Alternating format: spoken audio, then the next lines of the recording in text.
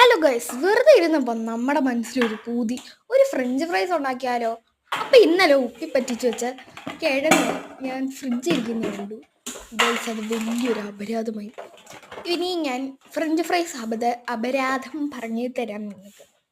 ഞാൻ ഈ ഉപ്പി പറ്റിച്ച ഇതെടുത്തപ്പം കുറച്ച് കോൺഫ്ലവർ വാരി വിതറി, നല്ലതായിട്ട് വിതറി കേട്ടോ. ഇനി നമുക്ക് അത് ഒന്ന് തിരുമ്മിയെടുത്തപ്പോൾ കൈയെല്ലാം കുഴ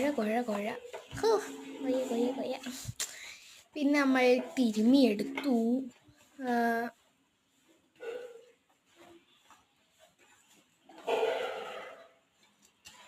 എന്താടാ അവിടെ ഒരു തട്ടുമുട്ടുമൊക്കെ? ഇനി നമുക്ക് കുറച്ചുകൂടെ കോൺഫ്ലവർ വേരി വിത്തറാം. രണ്ട് കൈയും വൃത്തികേടാക്കി. എൻ്റെ ഒരു കാര്യം. ഇനി നമുക്കിതെല്ലാം നല്ലതായിട്ട് തിരുമ്മി പിടിപ്പിച്ച്, എൻ്റെ മോതിരെല്ലാം പോയി ഗൈസ്. ഇനി നമുക്ക് ചട്ടി അടുപ്പത്ത് വെക്കാം. ഗൈസ്, ഞാൻ ചട്ടിയിൽ എണ്ണ ഒഴിക്കുന്ന കാണും, പക്ഷെ അത് റെക്കോർഡായില്ല. തീ കത്തി. ഓക്കെ, അത് ഞാൻ കാണിച്ചു. അന്ന് എണ്ണ ഒഴിക്കുന്ന ഞാൻ എടുത്തതാണ്, ബട്ട് അത് ആ ക്ലിപ്പ് എൻ്റെ കയ്യിൽ നിന്ന് പോയി ഗൈസ്. ഇനി നമുക്ക് നമ്മുടെ ഫ്രഞ്ച് ഇരട്ടി വെച്ചേക്കുന്ന ഫ്രഞ്ച് ഫ്രൈസ്, പൊട്ടറ്റോ, അത് മതി. നമുക്ക് എണ്ണയിലോട്ട് ഇട്ട് കൊടുക്കാം. എന്തുവാണോ എന്തോ ഇതിൻ്റെ സ്ഥിതി. ഇനി നമുക്ക് ഇതെല്ലാം പരട്ടിയെടുത്ത ഈ ഉരുളക്കിഴങ്ങ് നമ്മൾ ഫ്രൈ ചെയ്യാൻ പോകുന്നു ഗൈസ്.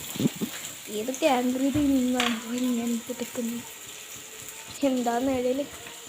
അപ്പം നമ്മുടെ ഫ്രഞ്ച് ഫ്രൈസ് ഇത്രയുമായി.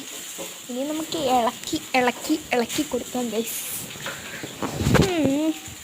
അയ്യോ, ഈ ഇളക്ക് ഇതിന് മണമെന്ന് പറഞ്ഞാൽ അസമാണ് ഗൈസ്, അസം. എന്തിനാണ് വീണ്ടും മണത്തോണ്ടിരിക്കുന്നത്? എനിക്ക് ഭ്രാന്ത് തോന്നുന്നു.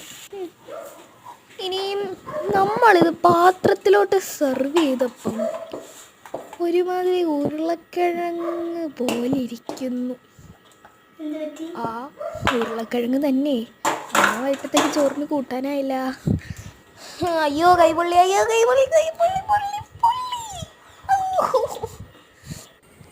ഇനി നമുക്കത് ടേസ്റ്റ് ചെയ്ത് നോക്കാം ഗൈസ്.